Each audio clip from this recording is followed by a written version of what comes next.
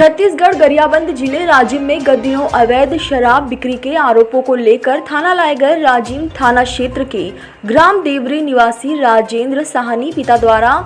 थाने से छूटने पर घर आकर विषपान कर लिया गया था, जिसे सामुदायिक स्वास्थ्य केंद्र राजिम में प्राथमिक उपचार के बाद में कहारा रायपुर रेफर किया गया था, जहां उनकी मृत्यु हो गई। उनकी मृत्यु पर परिजन पुलिस पर प्रताड़ना का आरोप लगा रहे हैं। छत्तीसगढ़ गरियाबंद से देव प्रसाद बघेल जिसके कारण एक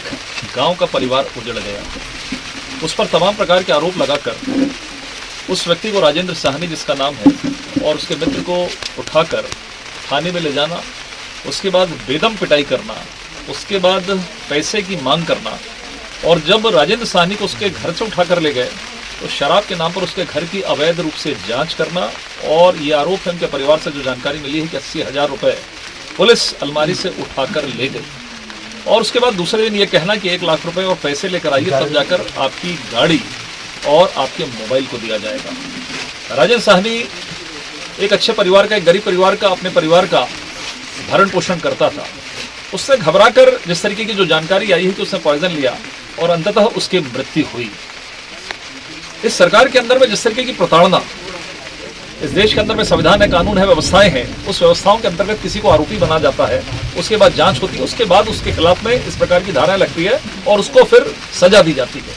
लेकिन पुलिस जो सीधे कार्रवाई कर रहा है और कार्रवाई के बदले में जो स्वरूप सामने आ रहा है कि अवैध वसूली, पहले घर से पैसा उठा ले जाना और उसके बाद 1 लाख रुपए की मांग करना, ये स्पष्ट रूप से दिखाई दे रहा है कि इसका शिकार इस गांव का, देवरी गांव का जो राजेंद्र साहनी हुआ, जिसके कारण उसका परिवार उजड़ गया। आज भारतीय जनता पार्टी के एक दल के रूप में हम सब यहाँ पर आए हैं। हमारे पूर्व विधायक नवीन मार्कंडे जी, संदीप शर्मा जी, आदरणीय चन्नूलाल साहू जी, हमारे राजेश साहू जी जो जिलाध्यक्ष हैं, राम कुमार साहू जी पुराने हमारे जिला पंचायत सदस्य, सभी अब वास्तविक घटना को, आखिर इस प्रदेश के अंदर में क्या हो रहा है, इसकी जानकारी लेने के लिए आए। और जब परिवार से जानकारी प्राप्त हुई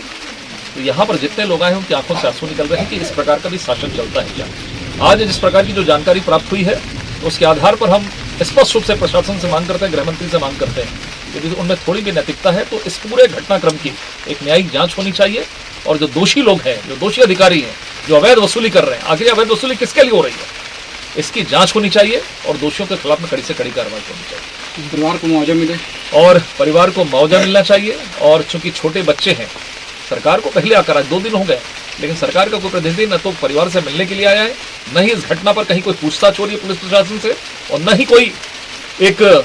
सहायता जिस तरीके से की जाती है मानवीय आधार पर। यदि कोई परिवार पीड़ित है तो उसके लिए प्रशासन खड़ा होता है, शासन खड़ा होता है। लेकिन दल के रूप में यहाँ इस परिवार पीड़ित पक्ष से मिलने के लिए ग्राम देवरी में आए हैं। राजेंद्र साहनी करके यहाँ अनुसूचित जाति वर्ग के एक गरीब परिवार रहते हैं। अकारण उसके ऊपर पुलिस वाले आरोप लगाकर और उसको उठाना और उठाकर उसकी बेदम पिटाई करना थाने के अंदर, और उनसे पैसे की मांग करना, उनके मोबाइल और गाड़ी को छीनना, और उसके ऊपर ऐसे अत्याचार कि उनके घर में आकर महिला है, बच्चे हैं, घर के बिना किसी वारंट के जांच करना, सर्च करना, और सर्च करने के बाद वहां अलमारी से सीधा 80,000 रुपये निकाल के ले जाना। तो इस तरह से घटनाएं जो पुलिस वाला होकर अगर कानून व्यवस्था बनाने वाला ही इस तरह से अवैध